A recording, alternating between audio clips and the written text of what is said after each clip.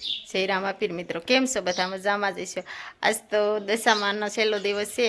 આજ તો આપણે લાડવા બનાવ્યા છે, પૂજા કરવાની છે. તો હાલો બધાય દર્શન કરવા.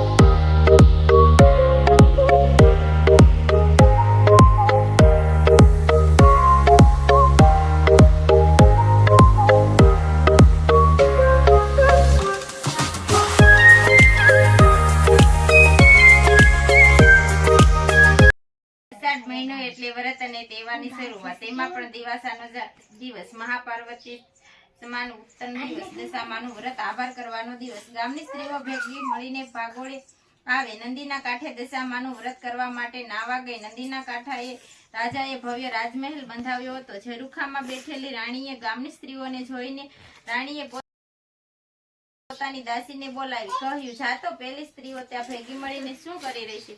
દાસી તો તરત જ નદી કિનારે ગઈને બોલી, બહેન તમે બધા ભેગા મળીને શું કરી રહ્યા છો? એક સ્ત્રી બોલી, બહેન અમે દશામાનું વ્રત કરીએ છીએ. દાસી બોલી, આ વ્રત કેવી રીતે થાય તે અમને જણાવો. પેલી સ્ત્રી બોલી, આજના દિવાસાના દિવસે 10 સૂત્રાના તાતણા લઈ 10 ગાંઠો વાળવી, ગાંઠોને કંકુના છાંદલા કરવા. દાસી બોલી, આ વ્રત કરવાથી શું લાભ થાય? પેલી સ્ત્રી બોલી, આ વ્રત કરવાથી નિર્ધનને ધન મળે, વાંજ્યા મેણું ટળે, દશામાની કૃપાથી સર્વ સુખ થાય છે. દાસી તો બધું જાણી લઈ રાણી પાસે આવી અને દશામાના વ્રતની વાત કરી.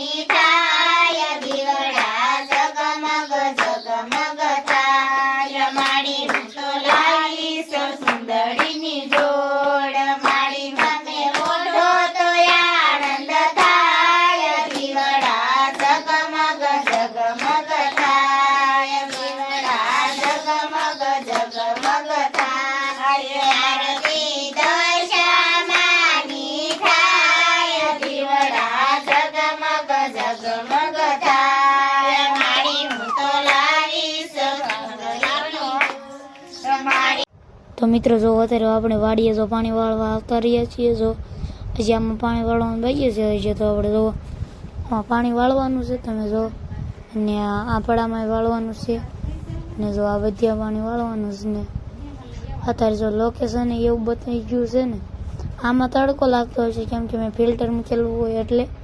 ને મિત્રો આપણે જો વાડીએથી આવીને જો આપણે જસદણ બાજુ હાલતા થઈ ગયા છીએ ને, તો જસદણ બાજુનો આપણે સિનેમેટિક સીન જોઈશું ઘડી.